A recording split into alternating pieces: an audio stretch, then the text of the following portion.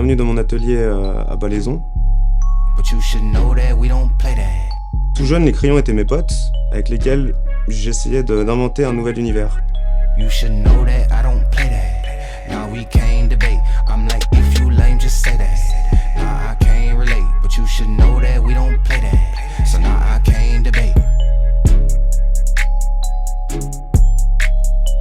Alors j'ai commencé à dessiner tout petit, en reproduisant des mangas ou des BD de gens, de Titeuf par exemple, tout ça. Ensuite j'ai commencé à développer un univers qui me caractérisait par la création de nouveaux personnages, toujours essayer de développer des nouvelles choses.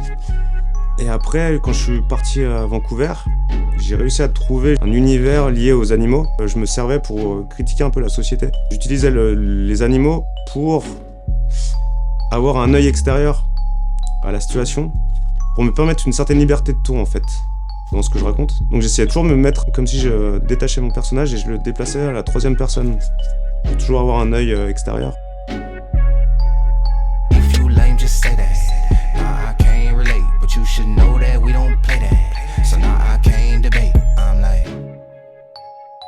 Les sujets sont assez vastes en fait par rapport à mon art. Ça va être un sujet d'actualité, ça va être une vieille histoire. J'essaie toujours de raconter ça par un prisme extérieur. J'utilise les animaux pour justement avoir ce côté un peu libéré.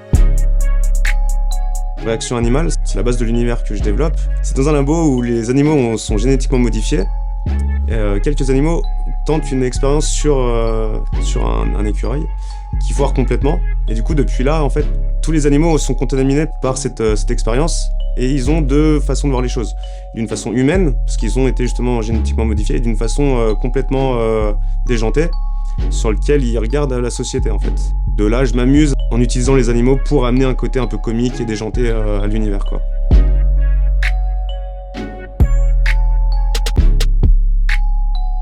Alors par exemple, là c'est le sacre de Napoléon.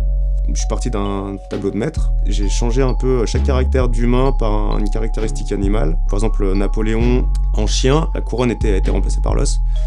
Et il se trouve les autres chiens qui sont tous après à vouloir courir après l'os. Le peuple, avec les moutons, les lapins, les suiveurs qui subissent tout ce qui se passe en haut de la pyramide.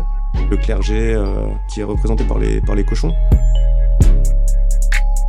J'ai fait le radeau de la Méduse, où là j'ai utilisé les poissons à la place des humains, en montrant que l'océan était tellement contaminé par de la pollution et tout ça, que c'était eux là, qui avaient pris la place des humains en fait, en train de dériver.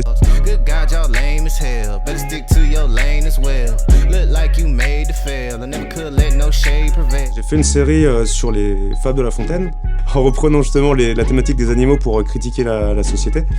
J'ai repris en fait ces idées pour les développer à ma sauce. Pour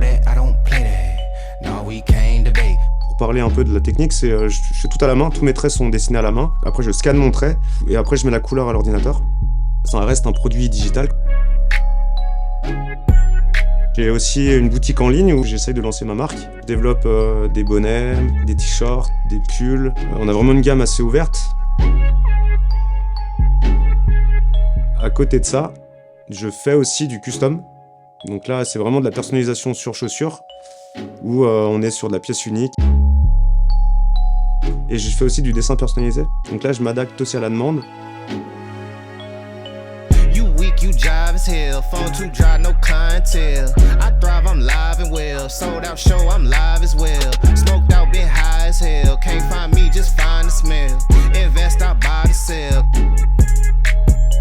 J'ai monté ma galerie Rec Animal. Je réunis des artistes,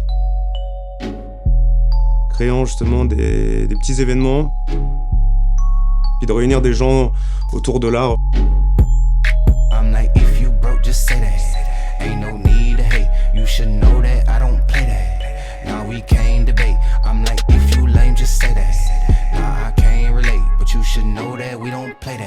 So now I can't debate.